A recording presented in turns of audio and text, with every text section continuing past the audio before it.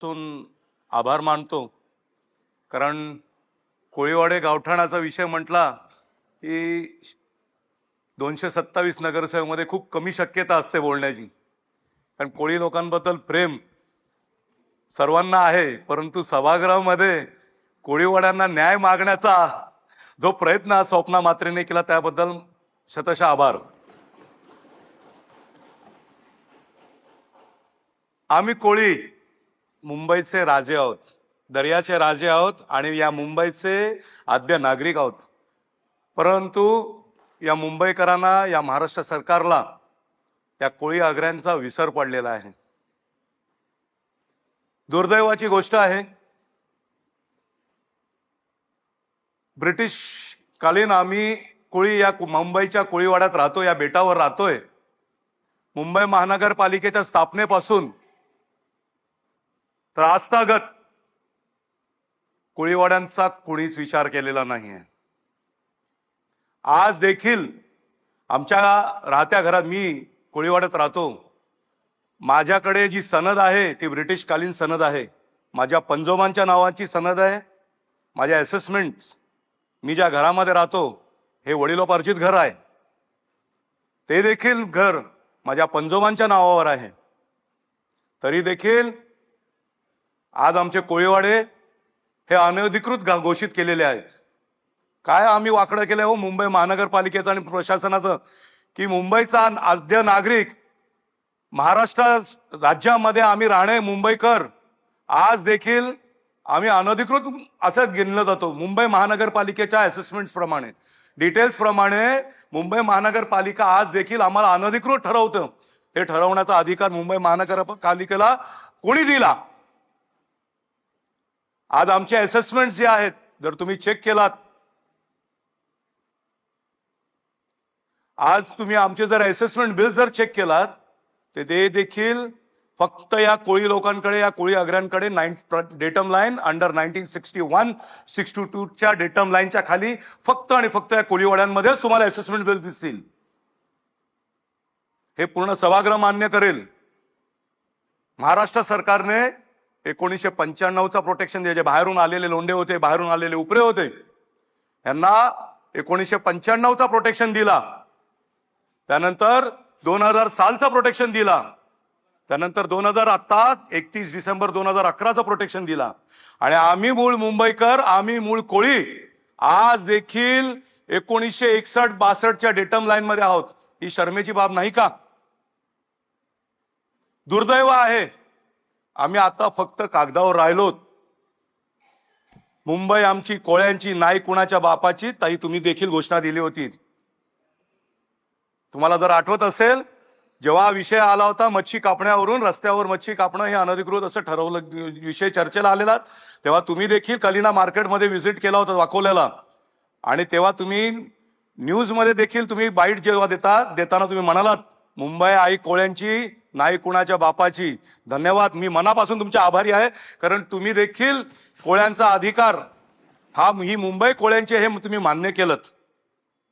तुम्ही म्हणताय सीमांकन, मी ताईंना देखील म्हणेन, हर्षदाताई, आमच्या हेमांगीताई म्हणाल्या की आमच्या सीमांकन झालेलं आहे, परंतु मी आज देखील जे सीमांकन मुंबई महानगरपालिकेच्या माध्यमातून झालंय ते आम्ही मानत नाही. कारण आमच्या कोळीवाड्याने आम्ही जे सीमांकन केलं होतं ते महाराष्ट्र सरकारने, ते या महानगरपालिकेने ते ग्राह्य धरलं नाही. आमचा कोळीवाडा, आमच्या वेशीवर असलेलं मच्छी सुकवण्याची जागा, जी मुंबई महानगरपालिकेच्या डीपी प्लॅन मध्ये ती ड्रायफिश यार्ड आहे, ती आमची कोळ्यांची जागा नाही का? आहे ना. मग आमच्या जमातीचं असलेलं आमचं मंदिर, श्री दांडेश्वर शंकर मंदिर, हे आमच्या जमातीचं मंडळ आहे. आमच्या कोळीवाड्यांमध्ये 2 जमात आहेत, एक लखमा पाटील जमात आणि एक गोविंद पाटील जमात. हे जमात, ही जी जमात आहे ती आमच्या पूर्वपारी, आमच्या पंजोबांच्या पासून असलेली जमाती आहेत. आमच्या जमातीची असलेली जागा आहे, त्या जागेवर असलेलं आमचं मंदिर असो किंवा आमचं ड्रायफिश यार्ड असू दे, हे आमच्या कोळीवाड्याचा एक भाग आहे. जेव्हा आम्ही त्यांना सांगितलं की आमची कोळीवाड्याची वेश ही तुम्ही डिवायडिंग जो गोविंद पाटील रोड आहे तो पकडू नका, तर गोविंद पाटील रोडच्या पलीकडे जे आमचं मोठं मैदान आहे, ज्यामध्ये आमचं ड्रायफिश यार्ड म्हणून आज त्याचं रिझर्वेशन दाखवलेलं आहे, ते देखील कोळीवाड्यामध्ये तुम्ही समाविष्ट करा. दुसऱ्या हातावर श्री दांडेश्वर शंकर मंदिर आहे, जे गोविंद पाटील लखमा जमातीचं आहे. ते देखील आम्ही त्यांना सांगितलं याचा तुम्ही धरा, परंतु मुंबई महानगरपालिकेने ते मान्य नाही केलं. ते म्हणतात नाही, त्यामुळे आम्ही जो आमचा कोळीवाड्याचा सीमांकन केलेला आहे ते आम्ही ग्राह्य धरणार नाही. जोपर्यंत आम्ही आमच्या हक्काची जमीन जोपर्यंत आमच्या स्वाधीन होत नाही तोपर्यंत, कारण मुंबईवर पूर्ण आमची बाउंड्री कुठे ठरवता हो तुम्ही? मी खारदांडा कोळीवाड्यामध्ये राहतो, तर खारदांडा कोळीवाडा हा माझी बाउंड्री आहे. मी मुंबईचा आद्य नागरिक आहे, पूर्ण मुंबई ही माझी आहे, पूर्ण मुंबईचा हक्कदार मी आहे. मग आमची सीमा ठरवणारे कोण? सभागृह नेते साहेब, तुम्ही ही गोष्ट देखील मान्य कराल. राहिला डीपीसीआरचा प्रश्न, जर सीमांकन झालेलं नाहीये तर यूडी डिपार्टमेंट आमचं डीपीसीआर तयार कधी करणार? मी तुम्हाला एक जिवंत उदाहरण देतो. 9 जानेवारी 2020 आयुक्त होते माननीय श्री प्रवीण परदेशी साहेब, यांच्या दालनामध्ये आजचे पालकमंत्री, आमच्या उपनगराचे पालकमंत्री माननीय श्री आशिष शेलार साहेब यांच्या उपस्थितीमध्ये एक जाहीर कोळीवाडा गावठाणा संदर्भात बैठक झाली होती. त्या बैठकीमध्ये ताई खूप गंभीर विषय आहे. त्या बैठकीमध्ये सर्व एएमसी उपस्थित होते आयुक्तांच्या उपस्थितीमध्ये, आणि त्यावेळेला साहेबांचं दिशाभूल करण्यात आली होती.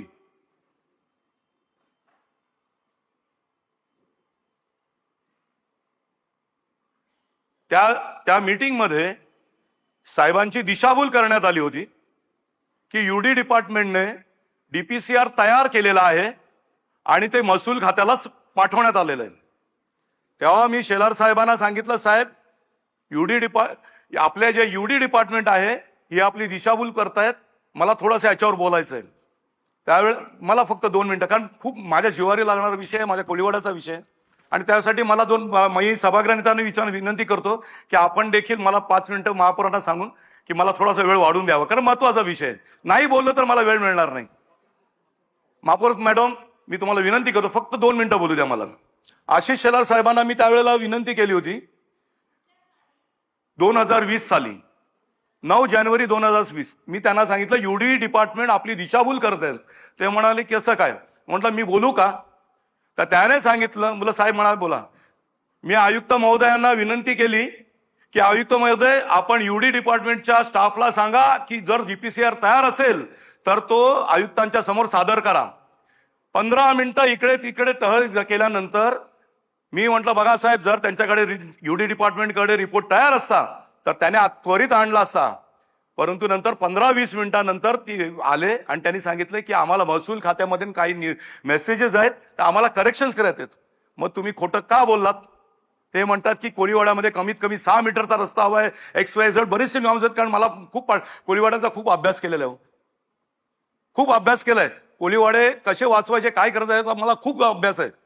परंतु दुर्दैव असं आहे की महानगरपालिकेचे यूडी डिपार्टमेंट एक फसवणुकीचं काम करतात. तर आजतागत ते महसूल खात्यामध्ये गेलेलं नाहीये. आणि आजही मी तुम्हाला सांगतो की येणारे 25 वर्ष, पुढची 25 वर्ष देखील, येणारी 25 वर्ष देखील आमच्या कोळीवाड्याचा विकास होणार नाही. त्याला जबाबदार देखील मुंबई महानगरपालिकाच आहे. त्याला कारण एवढंच आहे, आज आमची वंशावळ वाढत चालली आहे. आम्ही ह्या मुंबईचे आद्य नागरिक आहोत. या मुंबईच्या वेशीच्या बाहेर आमच्या कुठल्याही हिंदुस्थानामध्ये कुठल्याही कानाकोपऱ्यामध्ये आमची घरं नाही आहेत, आमची शेती नाही आहेत, आमचे गाव नाही, काही नाही. आमचा गाव म्हणजेच आमचा कोळीवाडा. आज आम्ही ज्या कोळीवाड्यामध्ये आमची वंशावळ वाढत चाललेली आहे, आणि वंशावळ वाढत असताना आम्हाला राहायला जागा अपुरी पडते. आज महानगरपालिकेमध्ये आम्ही साधा घर दुरुस्तीसाठी जरी अर्ज केला तरी आम्हाला परवानगी देत नाही. मग कोणत्या आधारावर आम्ही जर घर बांधलं तर तुम्ही तोडायला येता? कोणता नियम त्याला लागू आहे? अनेक विषय आहेत, परंतु ठीक आहे, वेळेअभावी मला इथेच माझं आवडता मी घेतो. आणि मी महापौरांना विनंती करतोय, कृपया आपण कोळीवाडा गावठाणासाठी एक स्पेशल बैठक आयोजित करावी अशी विनंती करून माझ्या वाणीला विराम देतो. जय हिंद, जय महाराष्ट्र.